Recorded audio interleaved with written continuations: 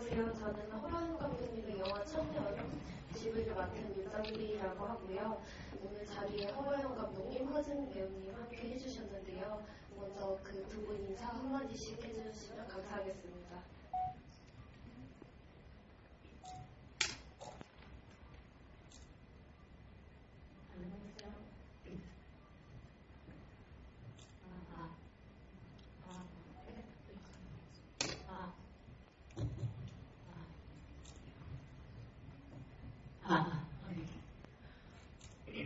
안녕하세요.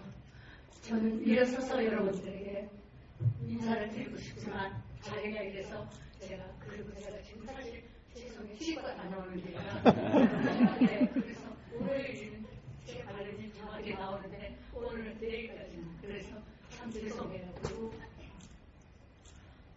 우리 허가영 감독을 사랑하게 됐어요. 제 일을 하면서 굉장히 이상한 여자예요. 그런데 굉장히 속이 깊고 넓고 높아요. 그래서 제가 나이는 어리지만 매료됐어요. 그래서 따라다녀요, 이렇게 제가. 그런데 이 작품은 제가 하면서 다 주는 마음으로 했어요. 그런데 이렇게 많은 성과를 하나님이 주실지 몰랐어요. 대상은 대한민국 역사 일에 처음이래요. 이 학생 영화로. 그래서 부산의 아카데미도 대단하지만 공준호 감독님 선배시잖아요. 그래서 대단하시지만 정말 저도 엄격결에 더 유명해진 것 같아요. 많이 보시고 이 제목 내용이 완전히 센세이션이에요. 여자가 보시면 아시겠지만 이 세상에서 손자가 제일 이쁘대요. 그런데 그 손자를 결혼식을 버리고 사랑하는 남자 49세를 가요. 얼마나 이 내용이 획기적이에요. 그걸 이 여자가 만들었습니다. 많이 사랑해주세요. 감사합니다.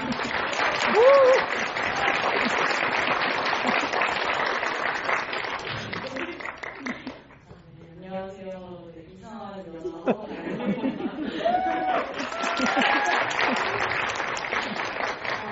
이렇게 무더운 날씨에 이렇게 무더운 여름에 자리해주셔서 너무 감사드리고요.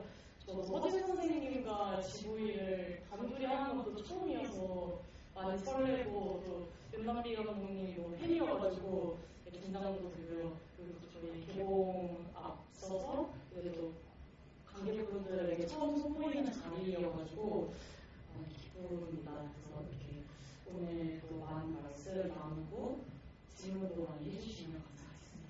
네, 감사합니다.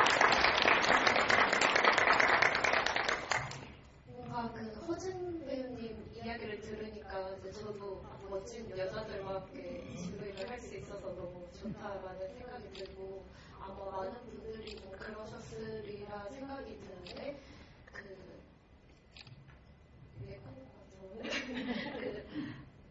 그 기사에 이제 한 영화제 라시네프 부분 1등상 수상해서 이제 기사가 되게 많이 났고 저도 이 영화가 너무 기대된다 하면서도 한편으로는 조금 가시적인 영화이면 어떡하지? 약간 이런 생각도 했었거든요. 근데 영화를 보고 나서 너무 성숙한 사람이 만든 영화인 것 같다.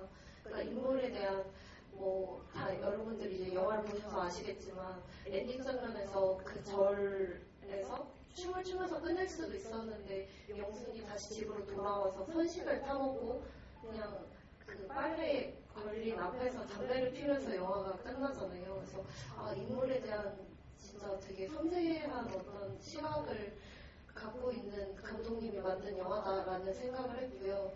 그에 앞서서 조금 고루하지만 그 칸 영화제에서 수상을 하셨을 때 어떤 소회나 약간 감상 같은 게 좀 먼저 여쭤보고 싶었어요. 네, 저 그때 사실 진심으로 예상을 못했어가지고 머리가 새하얘졌던 기억이 납니다. 그래서 제가 좀 재미있는 에피소드 하나 말씀드리면 그때 저희 팀원들이랑 같이 시상식에 참여를 해야 되는데 당연히 시상에 대한 어떠한 정보도 없었고 그 크루 중에 저희 팀원분들 중에 한 분이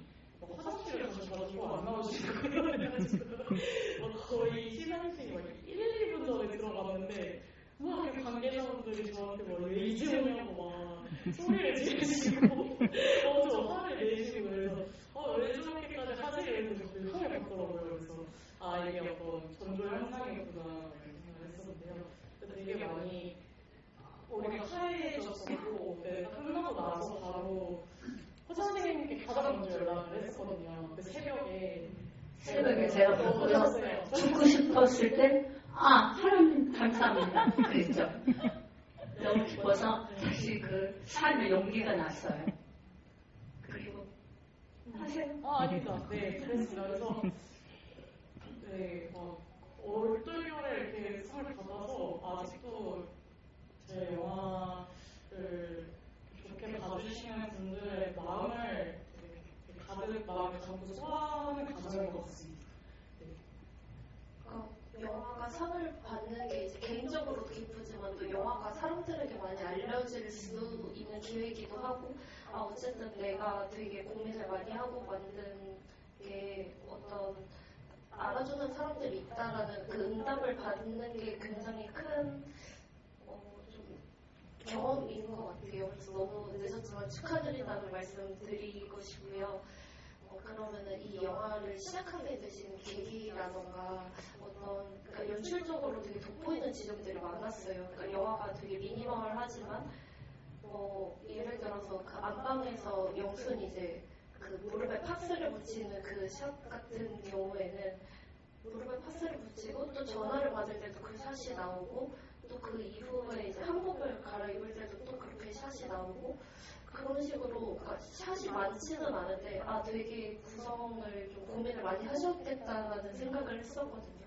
그래서 이 작품을 시작하시게 된 어떤 계기나 연출하실 때 좀 생각을 많이 하셨던 지점들에 대해서 좀 여쭤보고 싶습니다. 네, 일단 이 작품의 출발은 저희 외할머니의 이야기로부터 시작이 됐었고요. 제가 인터뷰나 작품을 소개할 때 늘상 하는 이야기인데 저희 할머니가 춤을 굉장히 사랑하시는 여자였고 근데 제가 그거를 평생 모르고 살다가 할머니와 학부 시절에 인터뷰를 할 수 있는 기회가 생겨서 그 사람의 어떤 삶을 제가 마주하게 되는 순간이 있었어요. 근데 그때 어떤 충격과 내 모임이라는 어떤 집단이나 공동체를 굉장히 거칠게 납작하게 일반화해서 바라보고만 있었구나. 그들은 되게 특정한 생애 주기를 살아가는 한 집단이기도 하지만 그 노인이라는 이름 안에 굉장히 그 어떤 각자의 정말 삶들이 있고 그들도 여전히 욕망하는 주체이고 무언가를 향해 쫓고 있고 그리고 이제 제가 가장 많이 느꼈던 거는 되게 한 시절을 통과하면서 사회적으로도 개인적으로도 그들이 어떤 빼앗긴 무엇이 있구나 그러니까 본인의 어떤 일부 혹은 어떤 한 시절이 있구나라는 걸 알게 되어서 청년이라고 제가 제목을 지은 거고 그런 저희 할머니를 비롯한 되게 대한민국의 수많은 여성들이 어떤 빼앗긴 무언가를 좀 여름같다고 느꼈었거든요. 그래서 우리가 정말 이렇게 충만하고 뜨겁게 땅에 젖어볼 수 있는 그런 시기를 영화로나마 내가 좀 되찾아주고 싶다라는 그런 기획으로 그래서 이 이야기가 출발을 했습니다. 그리고 청년은 사실 배우의 행복을 저는 제가 우리 감독의 그 지금까지 멘트를 제가 이어받아서 여러분들한테 하고 싶은 일이 딱 하나 있어요.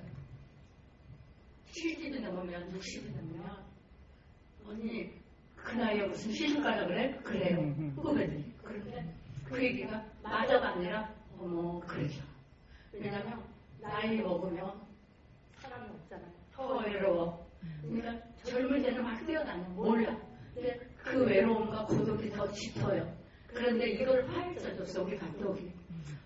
나이 먹어도 남편이 있어도 나를 채워주지 않는 무언가의 사랑을 우리는 갈구하는구나.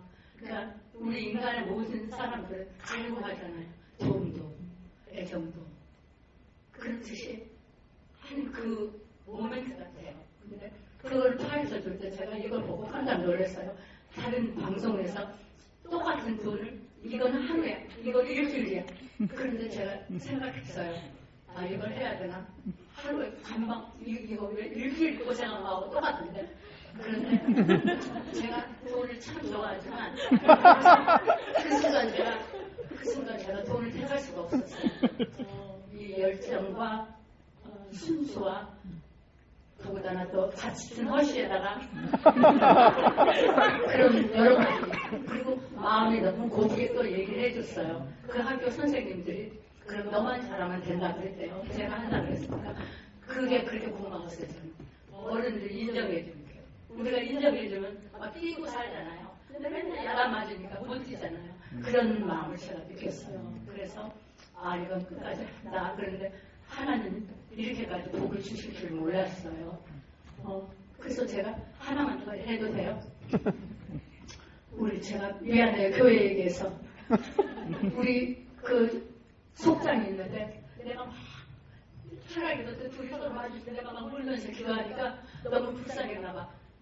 저에다가 옷 하나 받게 해주세요. 그래서 저는 너무 놀랐어요.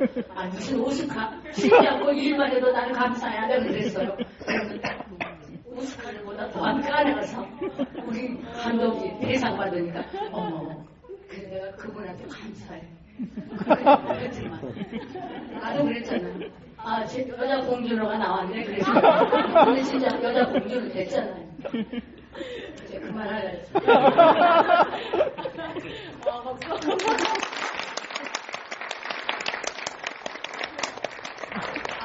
허진표님께 여쭤보고 싶었는데, 그러니까 말씀하셨지만 감독님께서 저도 이 영화에 진짜 어떤 미덕이 많지만 가장 큰 미덕은 그러니까 이 배우가 영순을 연기할 때 앉았다가 일어나는 어떤 그 순간들에서 육체적으로 이 사람이 되게 고단함이 느껴지고 그리고 또 어떤 뭐 보통은 편집할 만한 뭐 이런 약간 보통은 편집할 만한 이런 순간들을 되게 이제 많이 담음으로써 이 영순이라는 캐릭터가 엄청 진실되게 느껴지는 순간들이 생겼다라고 생각을 하고 특히 그 벽에 이제 비 오는 날 학수랑 벽에 기대가지고 이야기를 할 때 나는 어떤 여자일까 하면서 자기 혼자 막 몽상에 잠기듯이 이야기를 하잖아요. 그런 순간을 어떻게 담았을까? 어떤 식으로 연기를 하시고 또 배우님께서는 이 영화를 연기를 할 때 어떤 식으로 준비를 하셨을까? 그리고 또 이 영화가 끝나고 나서 조금 어떤 변화들이 있었을까에 대해서 좀 여쭤보고 싶습니다.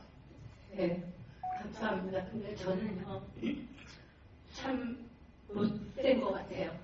제가 누가 역할을 주면 이해보다는 내가 더 잘해야 돼. 근데 이해를 시킬 걸 그랬어. 걔 괜히 시켰어. 얘가 뭘 잘했을 거야. 그 얘기는 듣지 말자. 그 마음으로. 그리고 어떤 어려운 사람이 있어도 연기하는 순간은 아무도 안 보여요. 그 사람들이 어렵게 보이질 않아요. 그게 있었고 제가 한 번 또 느낀 게 어느 영화를 보는데 그 어떤 사람이 사람을 뿌리칠 때 다 이러는데 그 뿌리치는 그 손이 전체를 말해주더라고요. 그래서 배우는 지금 말씀하신 것처럼 일어날 때도 앉았을 때도 물론 그렇지만 아주 좋은 것도 머리 하나 이렇게 하는 것도 그가 생각이 없으면 할 수가 없어. 그리고 제가 요즘 느끼는 게 제가 이제 이걸 받아서 또 이제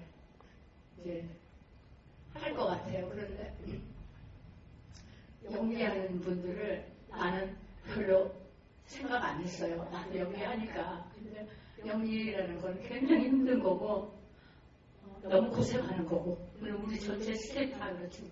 그래서 이제 지금 이렇게 나이도 먹고 텔레비를 보면서는 뭐 고생했겠다. 고생한다. 그래 배우는 참 고생해. 우리는 너무 옛날에 저한테 그러더라고요. 지금 너 정도면 미국 같으면 헬리콥터 개인 헬리콥터가 있다고 그러더라고요. 20, 30대들 얘기해요. 그런데 우리나라도 좀 더 이제 문화예술이 좀 더 부자였으면 좋겠어요. 밥만 먹는 사람 너무 많아요.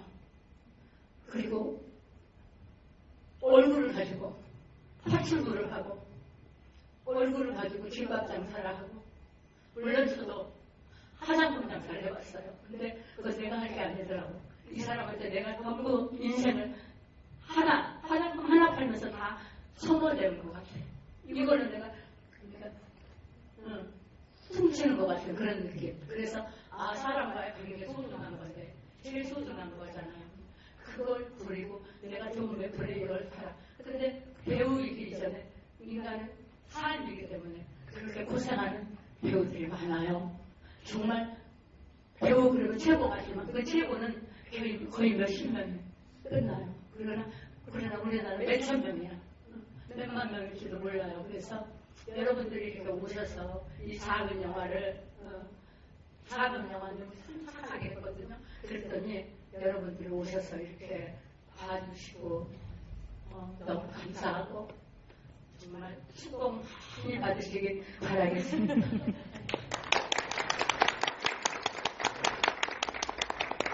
작품이 충족도 하셨어야 되고 좀 체력적으로나 아니면 준비해야 될 것들이 있으셨을 것 같은데 그런 기억나는 어떤 순간들도 있으세요?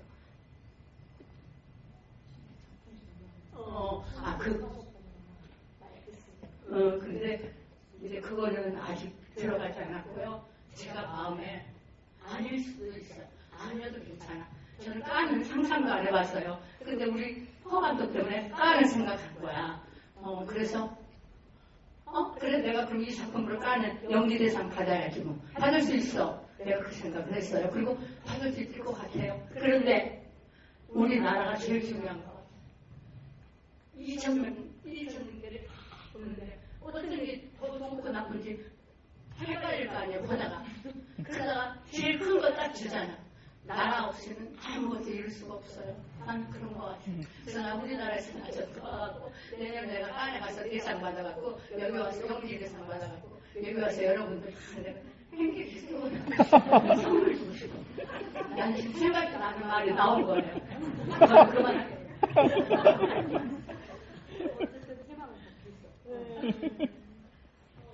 감독님께 여쭤보면은 시나리오에 되게 세밀한 장면들이 많았어요. 뭐 카바레에서도 이제 갈 때 어떤 누군가가 뭐 집안 후비 받았다 뭐 이런 이야기가 잠깐 나오고 결혼식에서도 그러니까 생각지 못한 큰아들과의 어떤 갈등이 있었나 보다 약간 이런 식으로 그러니까 영화에 직접적으로 침투하지는 않지만 되게 세계관을 디테일하게 만들려고 고심을 많이 하셨겠다라는 생각을 했거든요. 그래서 시나리오 작업하실 때의 어떤 기조라던가 아니면은 이 시나리오가 이제 발전되면서 생긴 어떤 작업 과정들 이런 거를 좀 여쭤보고 싶습니다.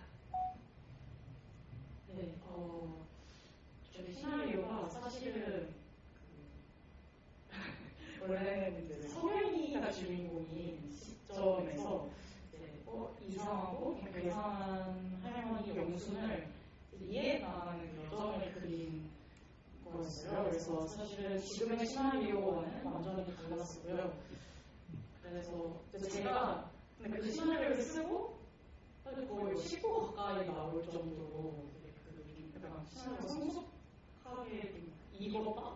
나는 그 딱 시점에 왔는데 이걸로 촬영을 못 하겠더라고요.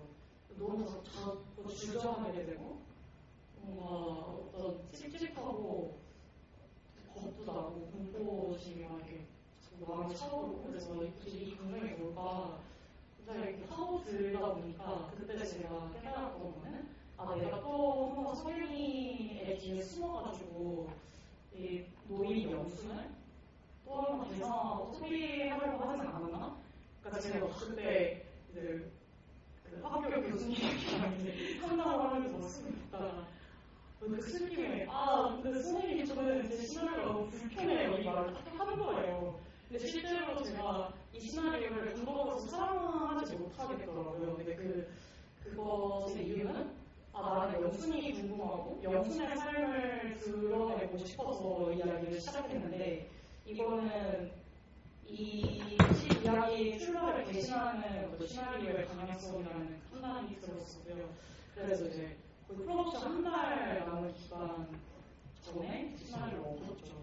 그래서 사실 뭐 동료들 사이에서도 이걸 지지해주는 동료들도 있었고 지지하지 않는 동료들도 있었고 저조차도 엄청 갈등을 많이 했었어요. 왜냐면 한 달 전에 이걸 바꿨을 때 나온 연쇄작용의 모든 결과까지 제가 연출로서 책임을 지고 가야 되는 부분이었는데 저도 주저하게 되더라고요. 그런데 결심이 섰던 거는 딱 진짜 그거 하나였던 것 같아요. 제가 스크린에서 보고 싶은 거는 석윤이 아니라 영순의 얼굴이고 내가 영순이 되어서 말을 해보고 싶다였기 때문에 사실 그 부분에 있어서 굉장히 고민이 많았었고요. 네. 그 지점을 시나리오에 있어서 진행했는데요. 디테일하고는 뭐 그건 있었던 것 같아요. 그러니까 어떤 한 캐릭터는 되게 단순하게 보여주고 싶지 않았던 것 같아요. 그래서 영순을 둘러싼 뭐 소위 말해 가부장제가 그냥 가부장제는 나쁜 거야. 혹은 영순을 이렇게 막는 모든 장애물들은 다 치워버려야 되는 거고 뭔가 악인들이야 이렇게 그냥 단순하게 말하고 싶지 않고 우리를 그리고 영순을 둘러싸고 있는 그 사회 구성원들의 얼굴을 다양하게 보여주면서 그게 또 결과적으로 영순이나 캐릭터에 힘을 실어준다고 생각을 해서 디테일하게 많이 노력했습니다. 그리고 진짜 마지막으로 저도 말이 많고 혹시 여자들이 말이 많네요. 네, 그 지방비 같은 그 대사 같은 경우는 영순과 덕희가 터널에 올라가면서 하는 그런 어떤 가십에 대한 이야기는요. 제가 실제로 터널에 박사를 갔다가 거기에서 오시는 노인분들의 이야기, 저작거리 이야기를 제가 훔쳐가지고 쓰는 내용이기도 합니다. 그래서 좀 실제로 관찰을 많이 하면서 시나리오 대사를 많이 녹여내려고 했습니다. 너무 제가 이 작품 하면서 누님이 부른 남자가 셋 있는데 다 제비야. 그래서 걔들이 어떻게 따뜻한지 몰라. 누님 부산 오면 꼭 와요. 연락해요. 맛있는 거. 그렇게 그리고 내가 싫어. 나가니까 이러니까 표를 안 내. 그래서 이 사람들은 많이 학대를 받았구나. 그걸 표현을 안 해. 우리 같은 거 금방 표현 안 하는데 그래서 이 사람 참 불쌍한 생각이 들었어요. 제비 그런데 제비라 그러지 말라. 그 사람들이 좋아하려고 하면 그 사람들이 영어를 모르니까 진짜 그래서 그 사람들이 불쌍한 걸 느꼈어요. 그래서 이 작품을 카바레를 막 다녔거든요. 배우려고. 하세요. 하세요. 아니 그 진짜 카바레에서 어떤 풍경이나 이런 게 그냥 상상으로만 쓴 게 아니라 조사를 하시거나 혹은 진짜 계속 들여다보시면서 만드셨겠다라는 생각이 들었고, 그러니까 이 영화에 뭐 공간이 많이 등장하진 않지만 뭐 카바레나 집이나 이런 것들을 되게 공간을 잘 장악하고 있다. 인물 역시도 그런 생각이 들어서 저도 이런 지점들이 이 영화가 좀 빛나는 순간을 만들어냈겠다라는 생각을 했었습니다. 네, 그리고 그 시나리오 외적으로 그러면 좀 연출을 하시면서 신경을 쓰셨던 지점들도 있으셨을까요? 아까 연출 의도를 여쭤주셨는데 사실 이 영화는 카메라가 영순을 끈질기게 쫓아가는 영화이고요. 그래서 제가 가장 중점을 뒀던 거는 배우였던 것 같아요. 사실 진심으로. 왜냐면 배우를 그래서 정말 가짜같이 보이지 않으려면 이 이야기는 만들어진 것이고 가짜지만 이 어떻게 보면 내가 담으려고 그 고스란히 담으려고 했던 이야기의 진심이 보일 수가 있을까라고 했을 때 그 해결을 키는 결국 배우였던 것 같아요. 그래서 사실 제가 경험이 많이 없는 감독이고 이제 성장하는 감독이어서 뒀던 수는 허진과 영순의 경계를 없애자였던 것 같아요. 그래서 허진 선생님의 되게 거의 매주 이렇게 쫓아가고 선생님이랑 정말 많은 대화를 나누고 맛있는 거 사주고. 맞아요. 제가 늘 항상 선생님이랑 연애하듯이 작품했다 진짜 많이 싸우기도 하고 미우면서 보고 싶고 막 울면서 전화하면서 막 다시 사랑한다 그러고 아니 그게보다 선생님이 저한테 너무 거대한 배우셨어요. 막 워낙 연기 경험도 많으시고 제가 사실 내가 이렇게 대단하고 커다란 배우와 작업을 할 수 있을까에 대한 두려움이 컸었는데 거기에 대한 어떤 제 마음의 장벽이 있었던 것 같아요. 근데 그거를 최대한 부시고 뭔가 내가 20대 여성이기 때문에 혹은 내가 경험이 많이 없는 연출이기 때문에 제 시나리오와 연출에서 파생될 수밖에 없는 그런 빈칸들을 허재 선생님께 기대해서 채워 나갔던 것 같아요. 그래서 허재 선생님이랑 정말 시나리오도 대사 하나하나 보면서 선생님이 말씨로 바꾸고 또 많은 노인분들도 만나면서 이거는 나의 영어이지 노인의 영어가 아니구나를 깨달으면 즉각적으로 수정을 하면서 사실 손녀님이라는 작품은 제 손에서 탄생을 했지만 제가 아닌 다른 사람들의 언어가 뭔가 얼굴들이 더 많이 녹아들어있는 작품이라고 생각이 들고요. 그래서 그 부분이 저의 전략이었습니다. 허준과 영순의 경계가 없으세요. 그래서 저희 마지막으로 하는 말씀드리면 엔딩 시퀀스에 허준 선생님이 이렇게 죽어주듯이 누워 계시다가 발을 팔꿈치 올리세요. 근데 그게 사실 추가컷이거든요. 현장에서 저희가 촬영을 하다가 중간에 선생님이 이렇게 누워서 이렇게 노시는 거를 제가 바라보다가 이렇게 발을 이렇게 올리고 노시는데 사실 그게 당연히 저희 비 오는 날 대하씨랑도 연결이 됐었고요. 너무 영순 같아 보이더라고요. 그 모습이. 그래서 바로 저희 동료들을 찍자고 해서 추가컷을 찍기도 했었고 사실 영순이 제가 시나리오를 썼던 것보다는 허재 선생님을 만나면서 많은 화학작용을 느꼈고 변해갔지만 지금의 영순이 뭔가 좀 되게 영화에서 너무 꼿꼿하고 제가 표현하고자 했던 어떤 방향성을 너무 잘 찾아준 것 같아서 저는 제 연출의 모든 것은 배우에 있지 않았나 이런 생각합니다. 그러나 감독이 첫째죠. 저희가 가끔 허쉬여서 많이들 오해하시는데 감독은 아니고요. 우리 목사님 뭐라고 그래요? 뭐 가족은 아니고 그래.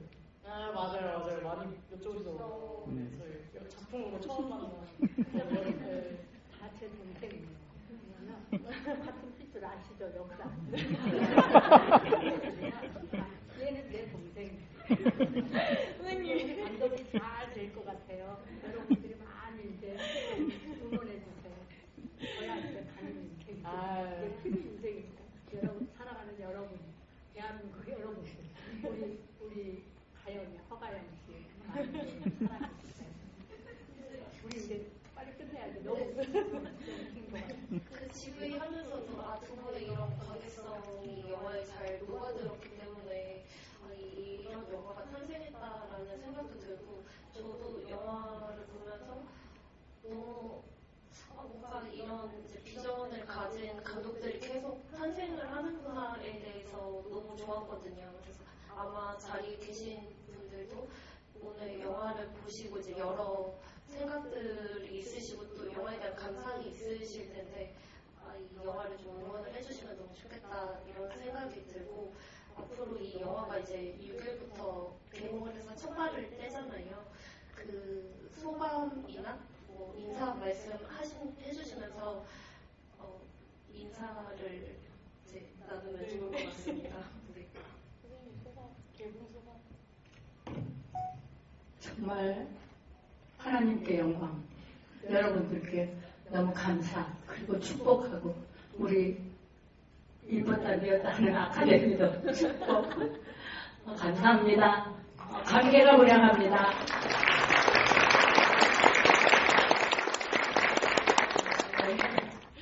저도 단편 영화를 만들었는데 여기까지 올 수 있을지 몰랐어서 너무 하루하루가 좀 특별하게 느껴지는 느껴지더라고요. 그래서 사실 영화는 관객을 만나야지만 그 생명력을 얻고 숨을 쉬잖아요. 그래서 그런 기회를 가질 수 있어서 감사하고 주변에 많이 있어분들 계시고요. 그리고 사실 저는 노인분들이 많이 와서 가주셨으면 좋겠어요. 근데 고민을 많이 하고 있는데 제 힘으로도 닿지 않는 그런 공간들이 있더라고요. 그래서 혹시 여러분들이 떠오르는 노인분들의 얼굴이 있거나 주변에 사랑하는 노인분들이 있으면 같이 또 한번 영화 같이 사고 닮으니까요.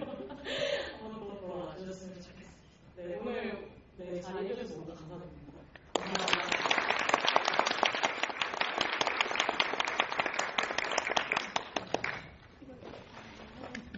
이것을 주는 제가 받았는데 이분에게 100% 행운을 드립니다.